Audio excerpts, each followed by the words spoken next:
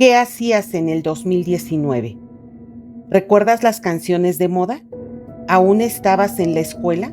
¿O quizá en tu trabajo? Bueno, mientras tú recorrías la vida desde la cotidianidad de las cosas, el caníbal de Michigan colgaba a sus víctimas del techo de su sótano. Este de aquí es Mark Latunsky. Tiene 50 años y ya ha pasado por 2 divorcios.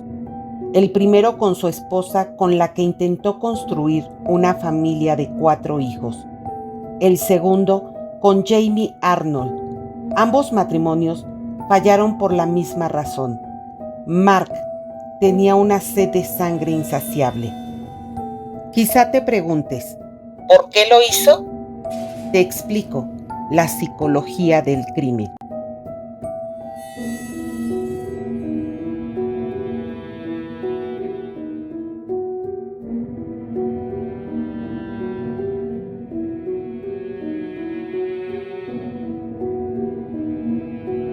La exesposa de Mark mantuvo su identidad en el anonimato, pero Jamie no.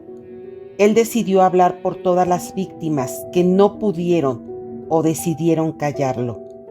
Jamie, en una entrevista para un noticiero estadounidense, reveló que mantener a Mark cuerdo era un reto para el que no estaba preparado, diagnosticado con depresión crónica, episodios psicóticos, trastorno de adaptación, ansiedad, esquizofrenia y rasgos de trastorno límite de la personalidad. Es importante tener en cuenta que los diagnósticos, tratamientos de los trastornos y episodios psicóticos requieren la evaluación y el seguimiento por parte de un profesional de la salud mental cualificado. Mark era un tipo con una mente intranquila y unos gustos que, combinados con todo aquello que su mente callaba, Eran mortales. Adicto al BDSM, era insaciable y tanto su exesposa como Jamie más tarde confesaría que esta era una de las razones principales por las que terminarían sus respectivas relaciones con Mark. Latunsky estaba en frecuente contacto con hombres de la comunidad LGBT+, ya que era un escort para caballeros, es decir, ofrecía compañía a cambio de dinero y con la mayoría de sus clientes tenía problemas.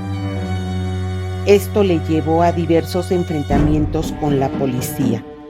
En octubre de 2019 fue abordado por primera vez cuando un hombre llamó al 911. And I was supposed to be meeting them at the bus station. I met this guy. I'm by. He was cute. He hit on me. I don't know. We went out to the car. We talked. We went to the store. Had a soda. I woke up in the basement. Okay. He obviously drugged me. I never ever had anything like this happen. I don't know whether he drugged me. I don't know. I woke up in the basement, okay? Chained in the basement with a leather thing around my ankle, and I cut it with the butcher knife that I have in my freaking hand, excuse my French. I just want to get out of here, and I want to go home. I don't even care about the legal case I was here for. I'm sorry, I can't help them. I want to go home. Okay. I don't want an incident report. I just really need a ride. Get out of here, please. Lamentablemente, más tarde el chico se reconcilió con Mark y no presentó cargos. De hecho, pasó las siguientes 3 noches con él. Latunsky se saldría con la suya. Cualquier persona, después de un enfrentamiento así de directo y riesgoso con la policía, habría presentado un momento de ruptura mental, como lo hemos visto en otros casos.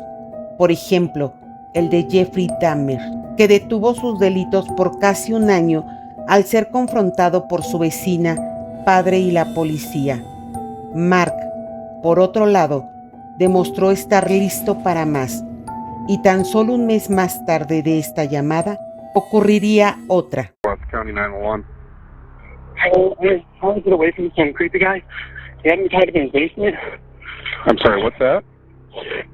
I'm trying to escape from some guy who had me chained up in his basement. He's after me. Hey, Z, I need you to go somewhere safe. If you can run up to somebody's house. Where are you at right now? Are you able to get away?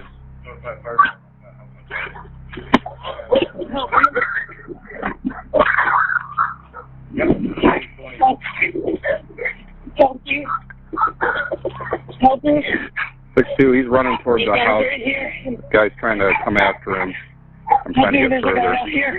Okay, I need an address where you're at. I'm trying to get it. 910W. 910? Yeah. I think he's in front of 910 West Tyrell. Un hombre en sus 20s cubierto de sangre y aterrorizado, tocaba la puerta de un vecino de Mark. Pounding at my door at 4 in the afternoon, and I jump up, my dogs are barking like you probably hear, and this kid has his face covered with a rag and a phone to his ear, and he's like, help me, he's after me, just scared to death out of his mind. Quizá por fin lo detendrían, pero esto no fue así. Mark se las arregló para convencer a la policía de que perseguía al joven porque él intentaba escapar con su falda de cuero de $300.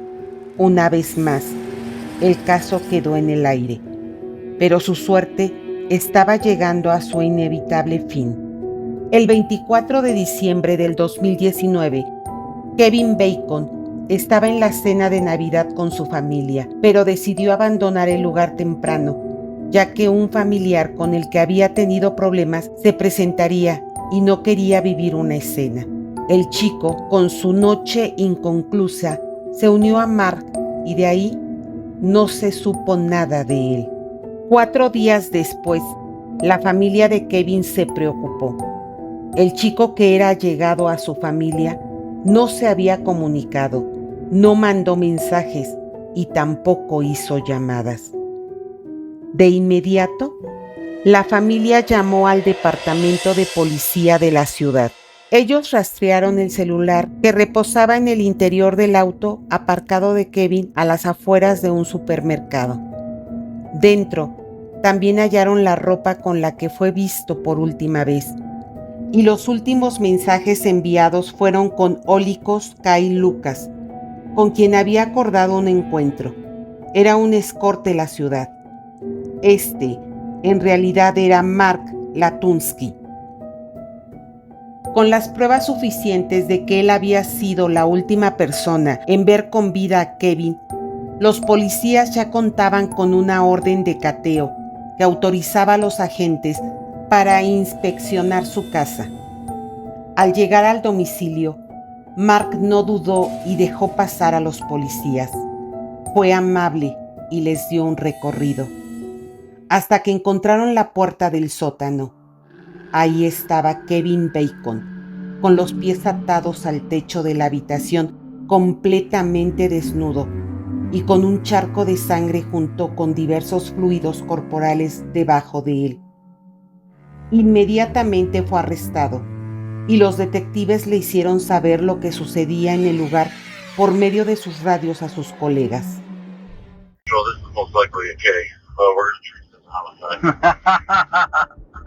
A continuación, te dejo el interrogatorio de Mark Latunsky. Mark David Latunsky.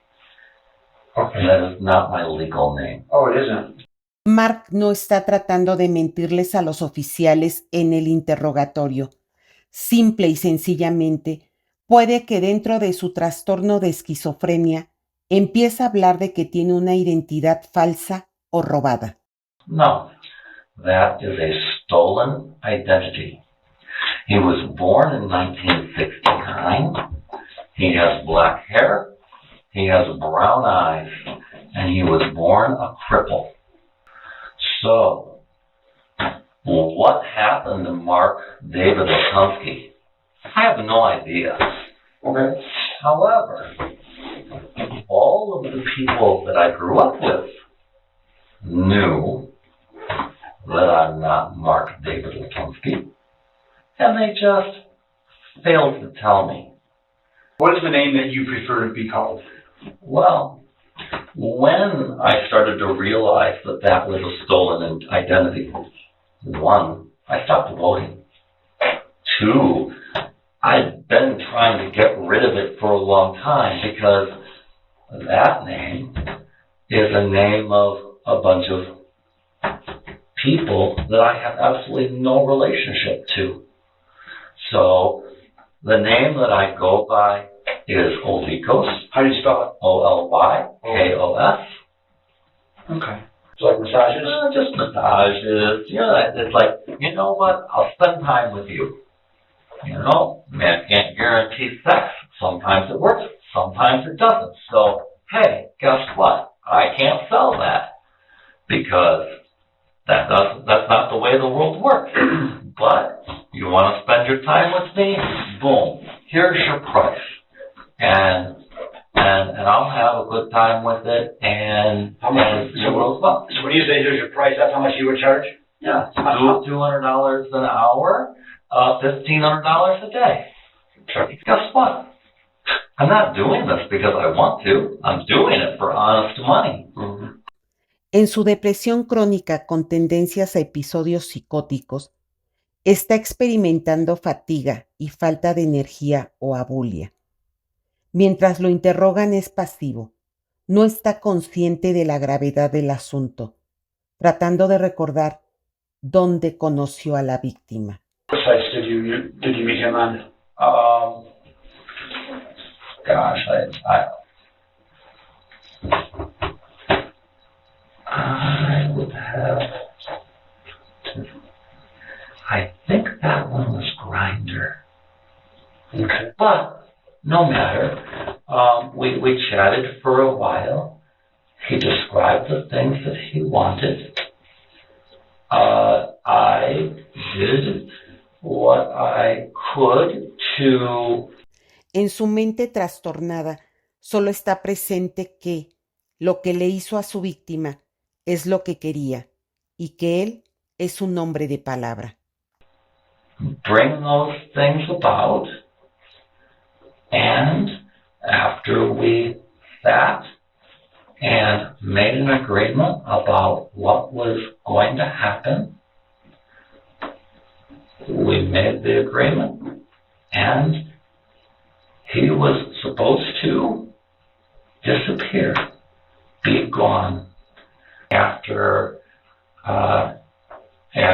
he was, and I don't know, it's just flat out fact, is that after he was dead, and it was then that I started to do what I told him I was going to do. I was going to eat part of him, and I did. It was the new moon, and honoring my word to what I said I would do. I look at it and I say, if that's. Was that his wishes? Is that the main reason why you did it? It was the discussion, it's like wherever, whatever is consumable, I will eat you. Okay. Okay. So this happened sometime the night of the 24th into the 25th. It was the night of the 24th into the 25th. And that, to me, as an outsider looking in, that shows me the type of person you are. I said I won't do that. Absolutely. I said, you're a man of your word. Regardless of what it is, I won't let you die alone. Yeah.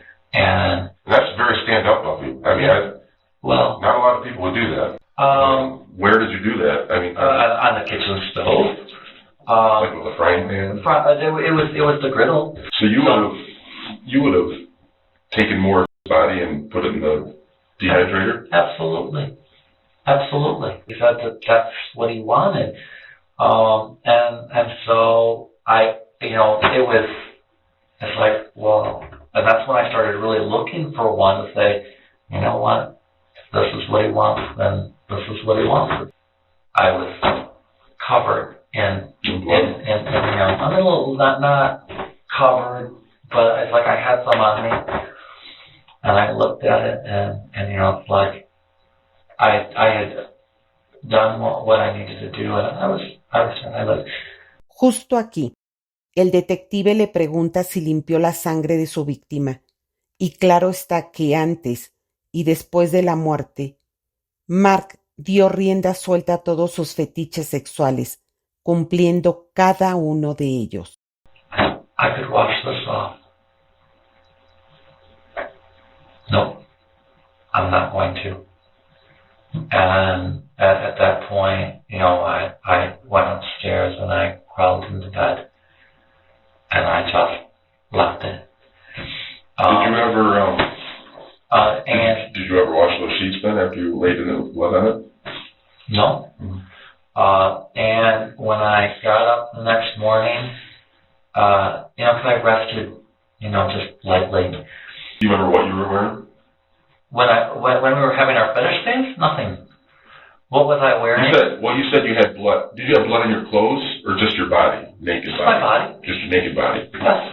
So at the time and at the time that you assisted him in passing, did you have clothes on at that time, or were you naked? Okay. I was naked. Okay.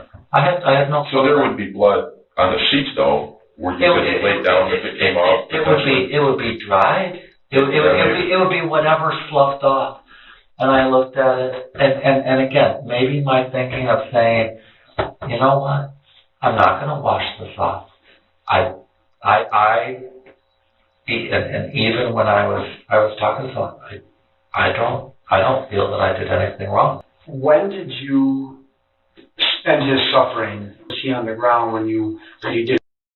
He was on the ground. Okay. Because he was still in this position, and what I did was I had to move his head in that because at that point I would. So did you lean over him? I leaned over. Can you demonstrate? Pretend his head's against that wall. What did you do?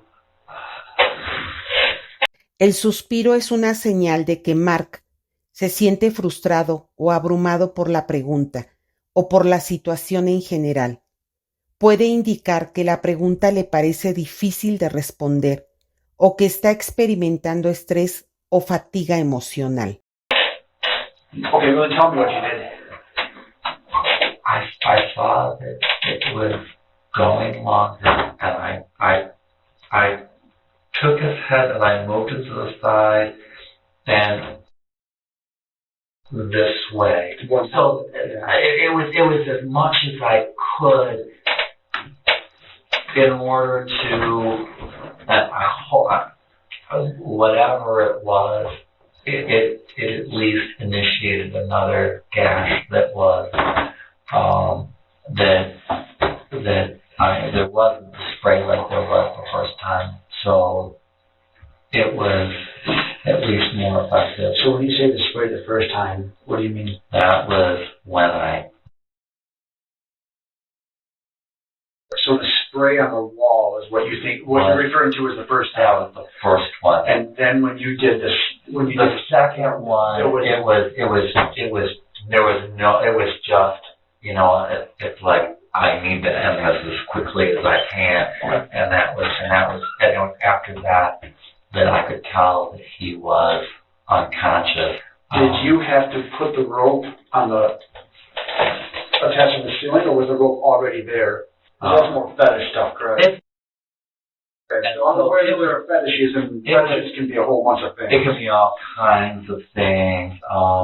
But, you know, the eye hook was there, and so I was running the ropes. What were you going to do with his body? His internals were going to go out back. El canibalismo en este caso puede estar asociado con trastornos mentales graves, como la esquizofrenia, la psicosis u otros trastornos psiquiátricos como los ya diagnosticados en Mark, ya que tiene una percepción distorsionada de la realidad y puede actuar de manera impulsiva o delirante. I cut them out, and I took them upstairs and I ate them. So we're going to take a quick break, and we'll get right back with you. You need a bottle of water in it? I love water.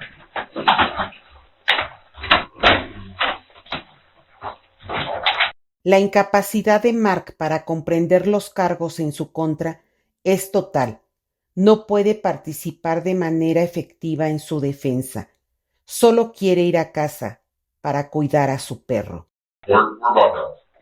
And then am I going to be able to go back home and take care of them? Ahora dime, ¿Tú qué opinas? ¿Crees que sus exesposos lo pudieron ayudar? ¿La policía tuvo la culpa de no actuar a tiempo? Antes de irme, quiero invitarte a que seas parte de la nueva sección del canal La Consulta, donde de manera anónima estaré leyendo casos verídicos de acontecimientos traumatizantes por los que hayas tenido que pasar. Esto con el fin de brindar un pequeño apoyo a aquellos que lo necesiten. No olvides que tu salud mental importa y que siempre habrá una persona dispuesta a ayudarte.